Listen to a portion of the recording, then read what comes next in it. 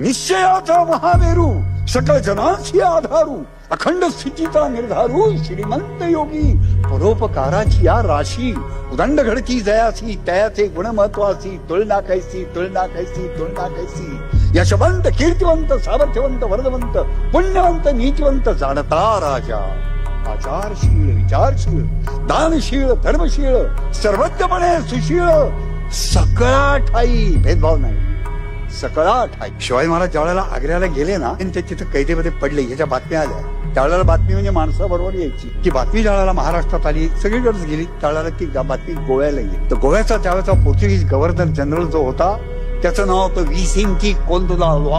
हा लिझून आलेला होता. त्याला हे कळलं की तो शिवाजी हा आग्र्यात गेला आणि औरंगजेबाने त्याला फसवलं पकडलं कैदेत ठेवलेलं आहे आणि त्याला कळल्यानंतर त्याला अतिशय आनंद झाला. त्याने लिहिलेलं पत्र उपलब्ध आहे. त्याने आपल्या स्वतःच्या बादशाला लिस्बनला लिहिलेलं पत्र आहे की अत्यंत आनंदाची बातमी आपल्याला राजकीय बातमी सांगतोय की तो शिवाजी आग्र्याला गेला आणि तिकडे कैदेत पडलेला आहे. या पश्चिम किनार भारताच्या पश्चिम किनाऱ्यावरचं आपलं मोठं संकट परस्पर संपलंय. तो शिवाजी आग्र्यात जाऊन कैदेत पडलेला आहे तो आता सुटत नाही. तो नक्की त्या कैदेत मरेपर्यंत राहणार. जरी समजा कदाचित सुटला तरी दक्षिणेत येण्याची शक्यता नाही. त्याला तिथेच स्थानबद्ध केलं जाईल. म्हणजेच आपलं संकट संपलंय.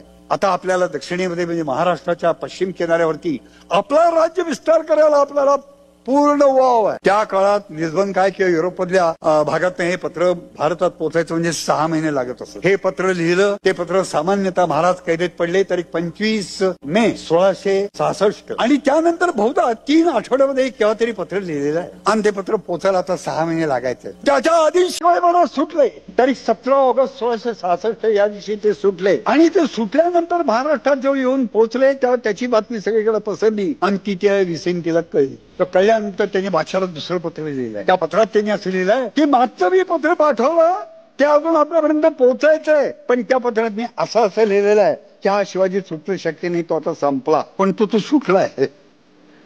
त्यांनी फक्त एक वाक्य असे शब्द घातलाय त्याचा मराठी अर्थ असा आहे तो अशा काही विलक्षण रीतीने सुटलाय की इकडचं राजकीय जग थक्क झालाय. तपशील दिलेला नाही म्हणजे पेट्याचं काय ते दिलेलं नाही पण तो राजकीय त्यांनी असं म्हटलं की राजकीय जग थक्क झालेलं आहे. पुढची 2 वाक्य महत्वाची आहेत. त्यात तो असं म्हणतो की या माणसाची कर्तबगारी इतकी मोठी आहे कर्तृत्व इतकं मोठं आहे की याची तुलनाच करायची झाली तर अलेक्झांडर द ग्रेट किंवा ज्युलियस सीझर यांच्याशीच करावी लागेल.